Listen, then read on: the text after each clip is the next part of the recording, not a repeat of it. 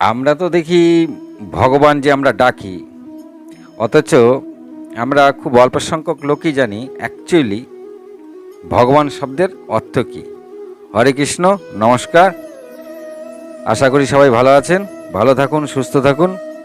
চলুন আজকে আমি আপনাদের জানাবো যে ভগবান যে আমরা ডাকি হে ভগবান, এই ভগবান শব্দের অর্থ কী।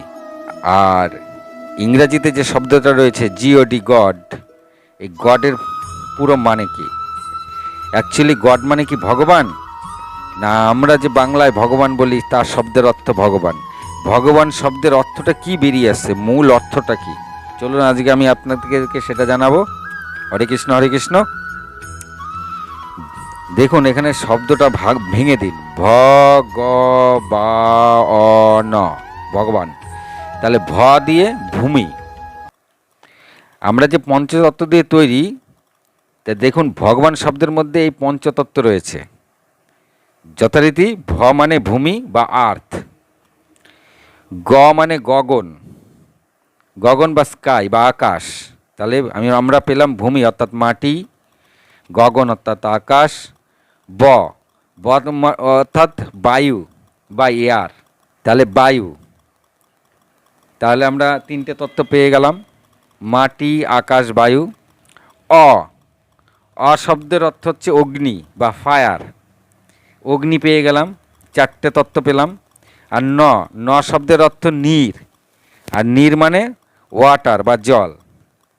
এখানে যে নারায়ণ বলি, নারায়ণ আমরা বলি না হে নারায়ণ, এই যে নারায়ণ থেকে যে সব কিছু সৃষ্টি হয়েছে, এই নারায়ণের মেন অর্থটা হচ্ছে বা নীর আয়ন। নার আয়নও বলতে পারেন, নীর আয়নও বলতে পারেন। তা নীর অর্থাৎ জল, আয়ন মানে জলে পরিপূর্ণ বা পরিব্যাপ্ত চারিদিকে। এই সব নারায়ণ শব্দের এটাই হচ্ছে অর্থ হচ্ছে নীর আয়ন, মানে চারিদিকে জলেই পরিব্যাপ্ত নারায়ণ। তথা ঠিক সেরকমই নিরাকার, নিরাকার, নীর আকার। অনেকে নিজেদের ভগবানকে নিরাকার বলে। নিরাকার শব্দের অর্থ হচ্ছে নীর, নীর মানে হচ্ছে জল, আর আকার মানে জলের আকার। তা নারায়ণ আর নিরাকার এই দুটো শব্দের একই অর্থ দাঁড়াচ্ছে।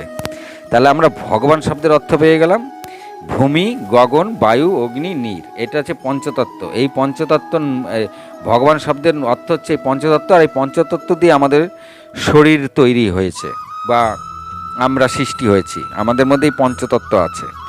কিন্তু জিওডি, গড, এই গড মানে কিন্তু ভগবান নয়। গড মানে কি, গড হচ্ছে আমাদের যে ভগবানদের নাম বলা হয়েছে, সেই নামের অর্থ হচ্ছে গড।